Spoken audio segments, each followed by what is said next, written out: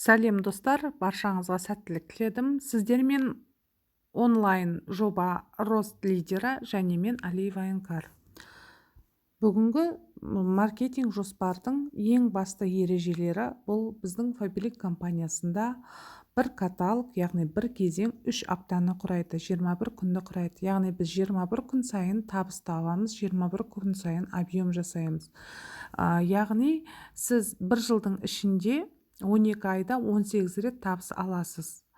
Сонымен қатар бізде ұпай бағасы қарастырылған. Ұпай дегеніңіз ол орысша айтқанда балл болып есептелінеді. 1 балл, егер сіз затты негізгі заттан алатын болсаңыз, біздің зауыттардың өндіретін заттарынан беттің күтіміне байланысты кремдер және де декоративный косметикалар және баттар, сонымен қатар үй шаруашылығына арналған үй тұрмыстық косметикалардан алатын болсаңыз, олардың балығы толық ұпайлы балл болып шығады, яғни толық ұпай болып шығады. Және де ол 375 теңгеге тең есептеген кезде. Ал егер сіз қосымша немесе акцияға қатысатын заттарды алатын болсаңыз, ол 750 теңге болып саналады бір ұпай бағасы. Яғни жаңағы 375 теңгеде 100 балл жасайтын болсаңыз, орта есеппен сіз жасаған кезде 37.500 теңгеге сіз орта есеппен 100 балл жасай аласыз. Ал егер сіз жаңағыдай қосымша тауарлардан алатын болсаңыз, ол жоғарғы ұпайға кетіп қалады.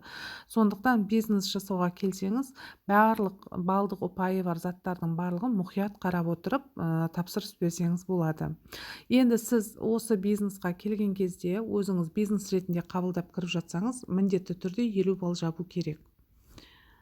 Және де өздеріңіз білетіндей, біздің компанияда қолма-қол нақты ақша бар. Яғни сіздер маркетинг бизнесі бойынша, біздің бизнестің маркетинг жоспары бойынша 15%-дан жоғарыға шықсаңыз, сіз 20 күн сайын, 21 күн сайын компаниямен келісімшартқа отыра алып, карточкаңыз арқылы табысыңызды алып отыра аласыз. Бір ұпай бізде ақы төлеу бойынша 300 теңге болып есептелінеді. Енді сіз ең бастысы бұл бизнесқа келерден бұрын нақтылап алыңыз, өзіңіз не үшін келесіз. Мысалға тұтынушы болсаңыз, сіз ерекше құқыққа ие боласыз. Әрқашан сізде 20%-дан жоғары жаңағыдай жеңілдік болады.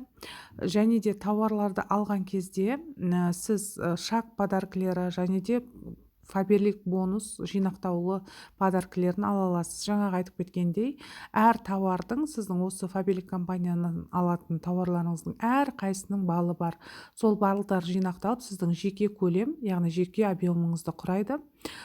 Сол кезде, мысалы, потребитель болып кірсеңіз, сіз 20% объеммен аласыз.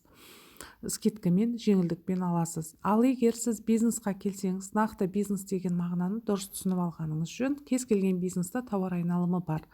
Бизнесқа келген кісілер кеңесші статусынан бастайды, яғни сіз тауар айналымы кез келген бизнестағыдай өзіңіз бұл жерде 50 балл жабасыз. Жеке көлем, яғни жеке объемыңыз жаңағы 50 балл. Егер сіз бұл жерде 50 балыңыз жаңа айтылып кеткенде жоқ дегенде 20 мың мен 30 мыңның арасында.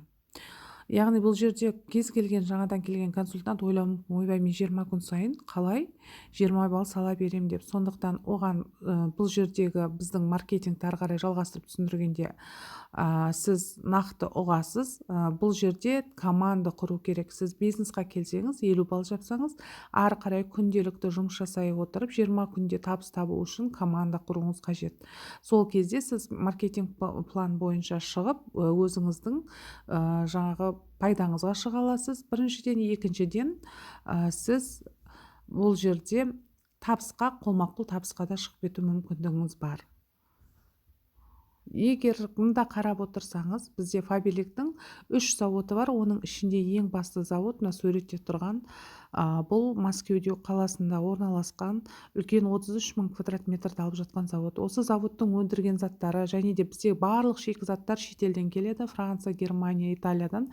Сол барлығы сапалы евростандарттарға және де халал сертификаттарына, өзінің 30-дан аса патенті бар, және де ғылыми зерттеу орталығы бар. Осы осы біздің зауыттардан өндірілген зат тікелей сіздің қолданысыңызға ие болады. Сіз не істейсіз? Өзіңіз пайдалана отырып, бүткіл үйіңізге керек жарақтарыңызды, өзіңіз жеке басыңызға, отбасылы мүшелерінің барлық керек жарағын қамтамасыз етіп отырып, сіз айналаңыздағы адамдарға осы мүмкіндіктер туралы және өзіңіздің пайдаланған заттарыңыздың арқасында табыс табу мүмкіндігін айтасыз. Сол қаншалықты көбірек командаңыздан лидерлер өсіріп, команда құрсаңыз, соншалықты сізге сыйақы көп төленеді. Маркетинг жоспар бойынша қазір оны алда қарастырамыз.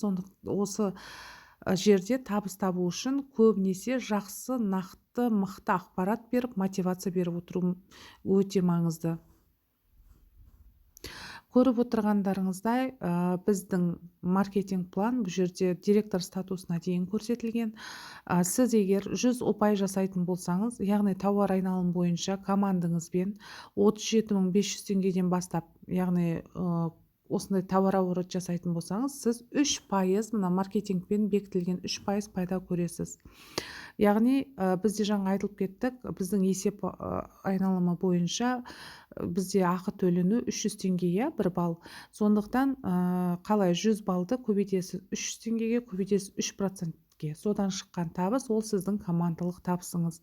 Ал егер командамен 200 балдан жоғары жасайтын болсаңыз, яғни ол 75.000 теңгеден жоғары тауар оборот, сіз аға кеңесшісіз 6%-ға шығасыз командаңызбен. 6%-ға шығып, ол кезде де өзіңіздің жоқ дегенде 4-5 мың теңге табысыңыз болады.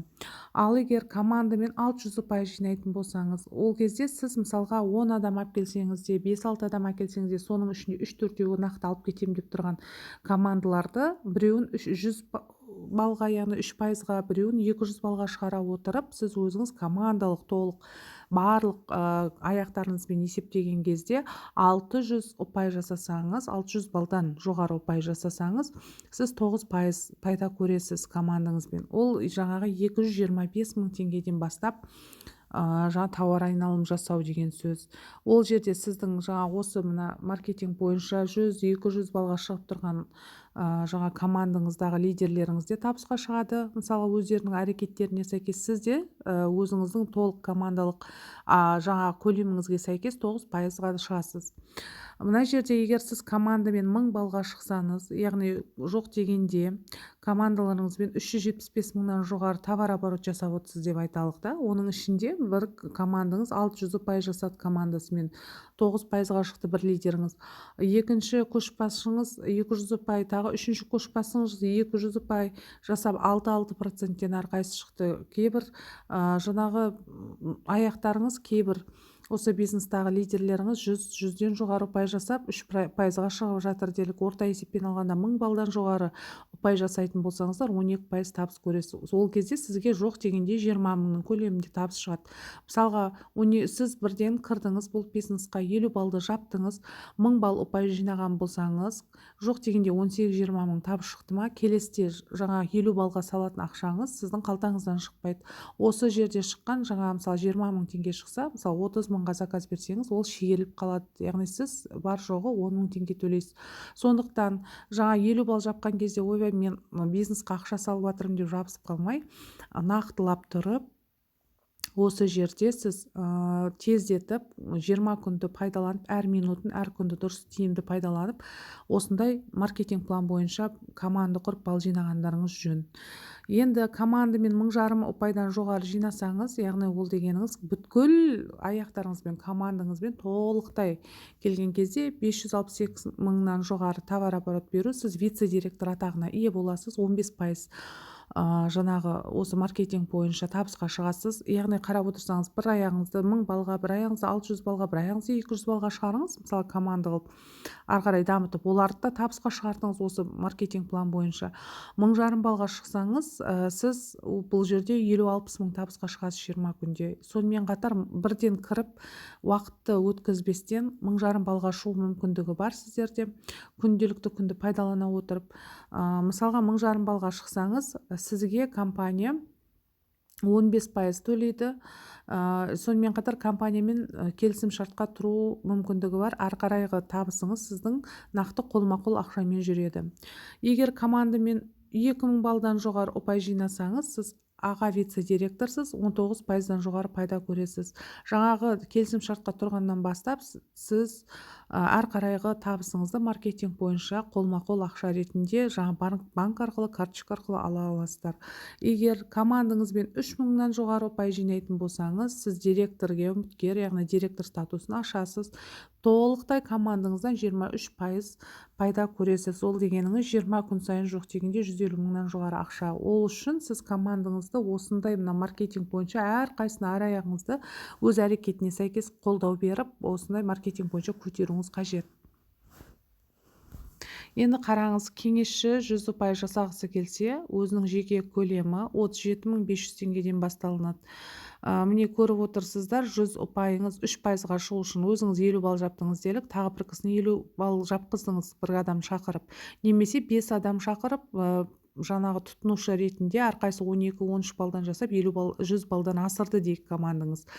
Ол кезде қарап отырсаңыз, есеп қалай жүреді? 100 балды көбейтесіз, жаңағы есептік көрсеткіш бір балыңыз 300 теңгеге көбейтесіз, жаңа маркетинг бойынша міне 100 балл 3% дедік, 3%-ға сонда 900 теңге табысыңыз. Мен де осы бизнесқа келген кезде ең бірінші табысым 200 теңге болған. Өзімнің осы бизнесқа келген наставнигіма звондап, кәдімгідей өкпелеп айтқаным, сонда барап келген бір-екі адам ғана.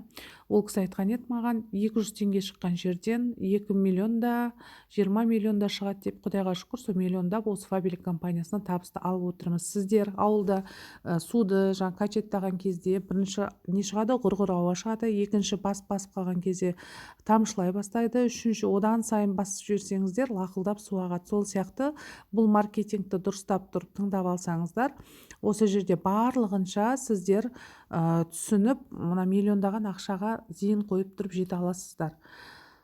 Сонымен сіздерге айтатынымыз, егер сіз қолма-қол табыс 3 аптаның ішінде 15 мыңнан жоғары алғыңыз келсе, командаңызбен 9% жасаңыз.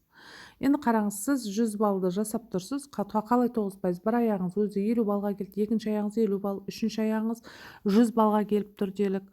Сіз төртінші аяғыңызды 100 балға шығардыңыз 3%-ға, және бесінші аяғыңыз, бесінші командаңыз, бесінші лидеріңіз командасымен жұмыс жасап, 200 балдан жоғары жасап, 6%, яғни 6%-ға шықты делік. Яғни барлығын алған кезде сіз командаңызбен 225 мыңнан жоғары товар оборот жасап отырсыз. Енді есептелінеді, қалай есептелінеді? Барлығын қосқан кезде сіз 600 балл жасап тұрсыз, оны көбейтеміз 300 теңгеге, яғни 1 балл 300 теңге айлық есеп бойынша, және көбейтеміз. Сіз 600 балл жасасаңыз, 9% деп айттық, маркетинг жоспар бойынша 9%-ке көбейтесіз, сонда 16.200 теңге командаға шығып тұрған табыс. Егер сіз жаңа мында қарап отырсыз, екі кеңесшіңіз сіздің 100 балдан жасады, екі адам 100 балды көбейтіңіз, 300-ге көбейтіңіз 3%-ке, әрқайсына 900 теңгеден табыс шықты. Яғни 1800 теңгесі жаңа общий шыққан, жалпы шыққан 16.200-дің 1800 теңгесі осы екі адамға кетеді 900-ден. Және бір адамыңыз 200 балл жауып тұр. Қарап отырсаңыз, 200 балды 300 теңге көбейтіп 6%-ға көбейткен кезде 3600 теңге, жаңағы толық шыққан ақшаның 3600 теңгесі мына кісінің пайдасы. Ал сонда барлығын енді міне сізде маркетинг бойынша 3 адамыңыз табысқа шығып тұр, үшеуі әрқайсысы өзінің еңбегіне қарай табысын алып отыр. Енді жаңа осылардың табысын 16.200 теңгеден 1800-ді 3600-ді алып тастаған кезде 10.800 теңге ол сіздің 9%-дағы табысыңыз болып есептелінеді. Барынша түсінуге болады. Мына жерде қарап отырсаңыз, бұның барлығын сізге біздің система, компьютер есептейді. Мына жерде 15%-ға шығу үшін, жаңа айтып кеттім, өте маңызды. 15%-ға шықсаңыздар, қолма-қол табысқа шығасыздар, және осы жерден бастап декрет, яғни бізде аналық бонус төленеді, және де пенсионный жүреді. Оның барлығын қазір алдында дұрыстап толығырақ айта жатамыз. Сіздерге қарап айтатын болсам, 100 балл жауып тұрсыз ба? Мысалға, өзіңіз бір командаңыз 300 балл жапты делік, мысалға. Екінші командаңыз 300 балл жапты делік. Жаңа көріп отырсыздар, 200 балдан жоғары, яғни 600 балға дейін жаңа компанияның маркетингі бойынша ол 6%. Мысалға, мына жерде екі адамыңыз 300-ден 6%-ға шығып отыр. Міне есеп. және бір адамыңыз 200 балл жауып 6%-ға шығып отыр, және бір аяғыңыз 4 аяғыңыз нақты жұмыс жасап тұр. Мына жерде потребительдеріңіз болса, оны есептемегенде бір командаңыз яғни 600 балл беріп тұр 9%-ға шығып. Енді жалпылап есептеген кезде сіз командаңызбен сіздің 100 баллыңызды қосқанда 1050 балл оборот жасап отырсыздар 20 күнде. Оны көбейтесіз 300-ге, көбейтесіз 15%-ға, яғни бүткіл командаға 67.500 теңге компания беріп тұр. Оның ішінде жаңа көріп отырсыз 300 балдан 2 адамың жауып тұр. 300 балдан 2 адамды есептеген кезде мына жерде 2700 теңгеден мына жерде мына 2 адамыңыз өзіңіз табысын алады. Оның ішінде 200 балл жауып тұрған мына үшінші кісіңіз 3600 теңге өзінің табысын алады. 100 балл жауып тұрған көшбасшы ол 16200 теңге өзінің табысын алады. Сол кезде осының барлығын осы сіздің жаңа общий шыққан 67500 теңгеден алып тастаған кезде сіздің табысыңыз 60.000 теңге болып саналады. Егер сіз командаңызбен 1050 балдан жоғары 20 күнде оборот жасайтын болсаңыз, сіз 15%, яғни 60.000 теңгеден жоғары табыс көресіз. Яғни бірден 15%-ға новичок болып келіп шықсаңыз, сіз договорға, келісім шартқа тұрғанға дейінгі табысыңызды жаңағы заттан шегеру арқылы келісім шартқа нақты компаниямен қол қойып тұрған сәттен бастап ары қарай қолма-қол банк арқылы, банкомат арқылы алып отырасыз. Кеңесші сыйақысы жеке шотыңызға алудың басты шарттары міне осындай болып саналады. Яғни егер жеке шотыңызға өзіңіздің банктегі шотыңызға түскісі келсе, ақшаңызды қолма-қол ақшаға шыққыңыз келсе, сіз вице-директор 15% статусын ашып, компаниямен договорға тұрасыз. Міндетті түрде жеке кәсіпкер болуыңыз керек ол үшін, және де қажетті құжаттардың барлығын жинастырып, компанияға өткізіп, сіз осы жерде барлық жаңағы жеңілдіктермен пайдалана аласыз. Яғни қолма-қол ақшаға шығасыз, осы жерден бастап пенсионный жаңағы пенсия зейнетақы бөлімдері жүреді, және осы жерден бастап аналық фонд декретте жүре бастайды. Енді 3000 балл ұпай, яғни 3000 балл жинайтын болсаңыз, 3000 ұпай жинайтын болсаңыз, командаңызбен барлық сіз директорсыз 23% көресіз. Жаңа айтып кеткендей, маркетинг жоспар бойынша егер 3000 ұпай жасап отырсаңыз, 18 каталог бойынша, 18 каталогтың ішіндегі 8 каталогында 23%, яғни 3000 ұпай жинаған болсаңыз, 3000 балл, сіз ол кезде жаңағы осы 8 каталог бітуі бойынша 275.000 теңге премия аласыз. 8 каталогтағы орта есеппен табысыңыз 150.000 теңгені 8-ге көбейткенде 1.200.000 теңге болады. Оның үстіне 275.000 теңге жаңа премияңызды қосыңыз. Ары қарай сіз директор статусын бекіткеннен кейін үзбей ұстап тұратын болсаңыз, ары қарай командаңыздан директорлар шығарып дегенде, ары қарай тұрақтылық бонусы төленеді. Сізге 27.500 теңге тұрақтылық бонусы беріледі. Енді аға директор деген қалай? Мысалға сіз команда құрдыңыз, 3000 балдан командаңыз өсіп жатыр. Егер бүткіл командаңызбен 5000 балл объем беретін болсаңыз, яғни толық объем жабатын болсаңыз 5000 балл, сіз аға директор статусында боласыз. Және де немесе сіз командаңыздан бір кісіні, бірінші линияңыздан бір кісі директор болып шығып кеткен болса, өзі 23% пайдасын көреді. Сіз ол кісінің товар оборотынан тұрақты түрде 5% пайда көресіз. Яғни екеуіңіз де мықты кәсіпкер болып осы жерден табыс табасыздар. Сіздердің командаңыздарда жаңа маркетинг бойынша шығып жатқан проценттерге шығып жатқан кісілердің барлығы табысқа жетеді. Бұл жерде әркімнің табысы әрекетіне байланысты, өзінің мақсатына байланысты. Сонымен қатар сіз 5000 балға 137.500 теңге премия ала аласыз. Негізі бірден директор статусы мен аға директор статусын ашып кеткен кісілер, бірден аға директор статусын ашып кетіп жатсаңыз, жаңа 275.000 премиямен жаңағы 137.500 премияны қосып 412.500 қылып бірден алуларыңызға да болады. Ары қарай осы аға директор статусын бекіткеннен соң 8 каталог бойына ары қарай осы статустан жоғары жұмыс жасап отырсаңыз, сізге компания тұрақтылық 8 каталогтан кейін 41.250 теңге жаңағы 20 күн сайынғы табысыңызға бөлек тағы да премия береді. Тұрақтылық бонусы деп аталады ол. Енді қосымша берілетін компанияда 4 түрлі акциялар, бонустар, жеңілдіктер көп өте. Мында қарап отырсаңыз, мына жерде мен аға ұлттық директор статусына дейін сіздерге түсіндіріп кетейін. Яғни директор бізде 8 каталог бойына өзінің статустарын, осы барлық айтылып отқандардың барлығы статустарын жасаған сайын премиялар беріледі. Яғни директор статусын 8 каталог ұстаған адам 275 мың премия алады, өзінің табысынан бөлек 20 күнгі. Ал аға директор, бір директор шығарған кісілер 137 мың 500 теңге алады премия, только жаңағы 3 апта сайынғы табысына қосымша. 2 директор шығарсаңыз, бірінші линияңыздан сіз серебряный, яғни күміс директор боласыз, 550 мың теңге премия аласыз.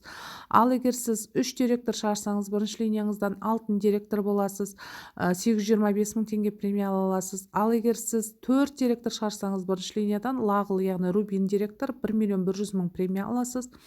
3 аптадағы табысыңыздан бөлек гауһар директор болып жатсаңыз, яғни бриллиантовый директор болсаңыз, 6 адамды, бірінші линияда 6 адамға көмектесіп, оларды директор шығарсаңыз, 1 миллион 650 мың теңге премия аласыз. Егер 9 директор шығарсаңыз, элиталық директор 2 миллион 500 мың теңге премия аласыз. Ұлттық директор болу үшін национальный директор 5 миллион премия, егер сіз 12 директор шығарсаңыз.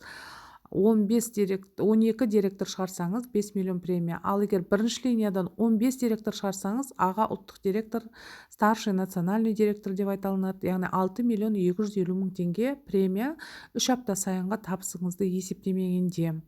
Ол өте мықты ақшалар, барлығыңыз сол табыстарға лайықсыздар. Міне өздеріңіз көріп отырғандай жеке ұпайыңыз, жеке жасайтын балыңыз, объемыңыз бизнесқа келсеңіз 50 балл, ол жаңағы директор статусын ашқанда жаңа айтылған 275 мың премияны ала аласыздар. Ең жоғарғы біздегі ең жоғарғы статус бас серіктес, яғни генеральный партнер 275 миллион теңге премия алады. Көріп отырсыздар, қаншалықты премиялар көп біздерде.